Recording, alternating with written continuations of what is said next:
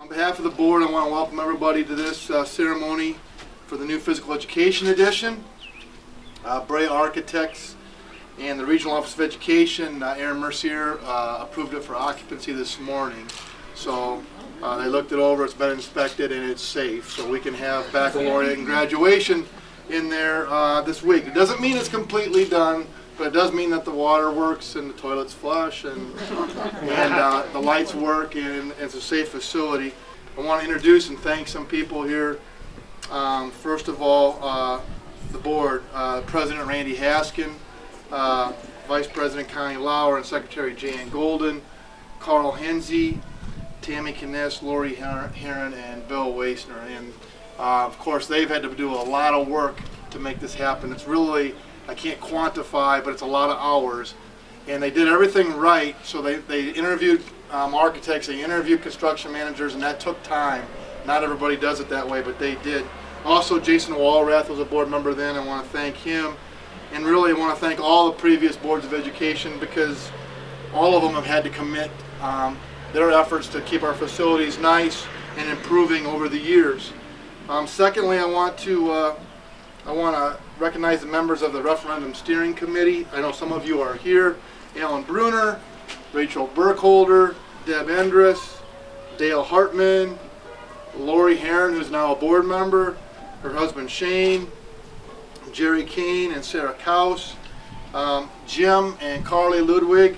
I invited Jim and Carly because probably our most valuable steering committee member was Linda, who passed away tragically last May. And I like to tell the story about Linda because when the steering committee was going around and we were talking about how many votes they had, verified, most of them were like 20, 30, 40, and she said 500. So she was definitely the person that had the most connections in the community from her life here, her rich life here, and all the people that she had made acquaintances with. She was really, I think, the key person and able to convince the community that this was something that we needed. And also Mark Macumber, Joe Payette, Sue Sauer, and Dan Walker were also big people on that committee, and we thank all of you for that. It takes an independent committee of people who are not necessarily the board, not necessarily the staff. It takes an independent group of people to get up and run a referendum, and they did it, and they did it perfectly by the outcome. Also want to thank Shales McNutt Construction of Elgin. Dwayne Schmidt was our construction manager. Bill Wilson and John McNutt are both here. They're in the back if you want to raise your hands. So they really were the company that was responsible for coordinating this construction. And I think it's pretty phenomenal to start scratching the ground in May of one year and to have a ribbon cutting ceremony in May of the next year. And I don't think that's typical. I think that's pretty extraordinary, and they deserve a lot of credit for that. Also, our architects could not be here, but Bray Architects of Sheboygan, Wisconsin, Larry Bray, Clint Selly, and Fred Noble in particular were out here a lot, and they did a great job. And I think the board picked them because of their experiences with these kinds of facilities and what they had seen them do. And I remember the day that they came out here, they came out with ideas, and a lot of the architects came out with proposals of what they could, what they had done, but they came out with ideas for this facility. And that was what kind of separated them from the other, I thought, the other architects. I want to thank John Perron. He's coaching baseball, but he's a maintenance director here for us, and John, this made his job twice as hard this year, and he did a great job with it. And Jay Ritchie, the principal, and he's had to deal with construction every year since I've been here, and they've done a great job.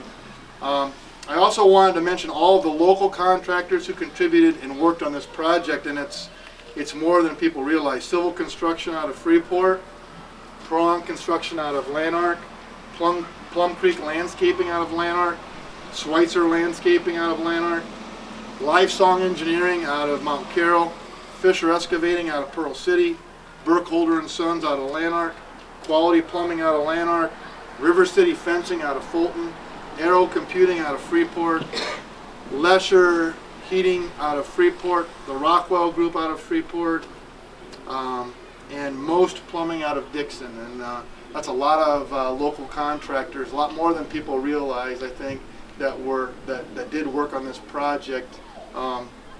So one of the good things about any kind of project like this is it employs people, and that's a good thing too. And then I also need to thank Dave Geed, Bill Piper, and Joe Gordon, the high school custodians, because when there's a construction going on, there's constantly dirt being tracked in. And if you know Dave in particular, that drives him crazy. So it was almost like people were walking from the construction into the high school office, and he was right behind them with a mop. He might have been, not as that happy about doing that, but he was doing it. And they really kept, I really got to commend them, they really kept this looking like there wasn't a construction project going on over here. All year long, it looked clean. Every day it looked clean, and I don't know how they did it, but they did it. This is a beautiful facility, and you're going to see that it's functional and it's aesthetically beautiful. It's nice to look at, and some of the improvements that we're making you can't even see yet because we got an ag classroom we're still working on. We got the gym upstairs. We'll have new bleachers put into it this summer, so some of those things we'll have to show you later. But when you look in this addition here, you may have the same initial reaction that I did, which is kind of like when you see a nice cake and nobody wants to cut into it. But the obvious intent of this building is to use it and use it a lot. So we hope the kids, the students, the teachers, the community use this facility. Don't abuse the facility, but use the facility, wear it out, and we'll replace it again.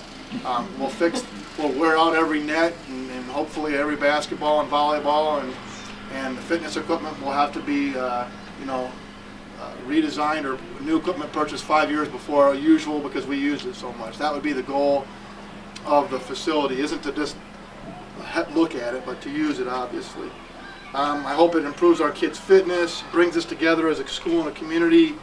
I can see us hosting institutes in here for teachers, assemblies, presentations. It brings people together to cheer for our teams. I hope it does all these things for many years to come, for those of us that are here now, and for the kids that aren't even born yet that will be using this facility, and the families that maybe haven't even relocated here yet but will someday. It's going to be here for a long time.